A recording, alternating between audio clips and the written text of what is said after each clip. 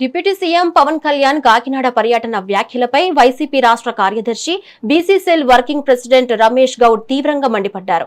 బాధ్యతాయుతమైన పదవిలో ఉండి సమాజం తలదించుకునేలా రాజకీయంగా రెచ్చగొట్టేలా మాట్లాడటం సరికాదని విమర్శించారు. పవన్ చేసే విమర్శలకు వైసీపీ కార్యకర్తలు భయపడరని స్పష్టం చేశారు. కూటమి ప్రభుత్వం ప్రజా సమస్యలు, శాంతి భద్రతలను గాలికొదిలేసి కేవలం జగన్ ని విమర్శించడమే పనిగా పెట్టుకుందని ఆరోపించారు.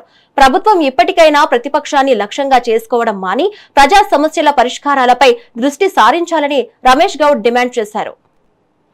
ఎన్ని కుట్రలు చేసినా, ఎన్ని కుతంత్రాలు చేసినా, ఎన్ని అవమానకర మాటలు మాట్లాడినా, ఒక పక్క సైకో అని మాట్లాడుతూ ఉన్నా, ఒక పక్క రౌడీ అని మాట్లాడుతూ ఉన్నా, ఒక పక్క 1,00,000 కోట్లని మాట్లాడుతూ ఉన్నా, గొడ్డలి పార్టీ అని మాట్లాడుతూ ఉన్నా, అన్నీ తన గుండెల్లో ఒక అగ్నిజ్వాలగా రగిలిపోతూ ఉన్నా కూడా ప్రజల సంక్షేమం కోసం, ప్రజల మంచి కోసం చిరునవ్వుతో ప్రజల కోసం నిలబడినటువంటి దమ్మున్నటువంటి నాయకుడు జగన్మోహన్ రెడ్డి గారి అభిమానులకు మాకెంత ఆవేశం ఉండాలి, మేమెంత రెచ్చిపోవాలి అంటే తప్పుడు వాగ్దానాలు ఇచ్చి తప్పుడు మాటలు మాట్లాడేటటువంటి మీరు బెదిరిస్తే మేము బెదిరిపోతామా? మీరు భయపడితే మేము భయపడిపోవాలా? ఎవరిని భయపడిస్తున్నావు? ఎవరిని బెదిరిస్తున్నావు? ఎవరితో తీస్తావు?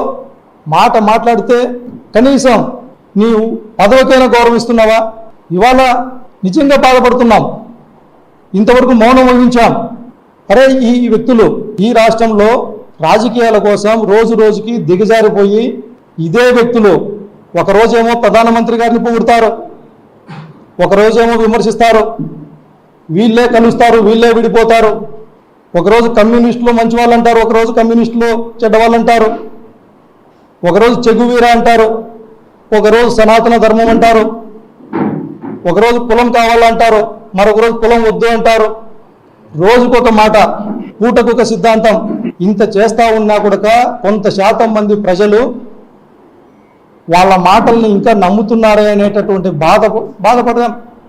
మరి ఇవాళ చెప్తా ఉన్నాం, ఈ 2 సంవత్సరాల కాలంలో ఆ కొంత శాతం మిమ్మల్ని నమ్మేటటువంటి ప్రజలు కూడా చివరికి మీ పార్టీ నాయకులు, కార్యకర్తలు కూడా మిమ్మల్ని అసహించుకుంటా ఉన్నారు. మరి మేమెందుకు మౌనం వహించాలా? మీరెన్ని కుట్రలు చేసినా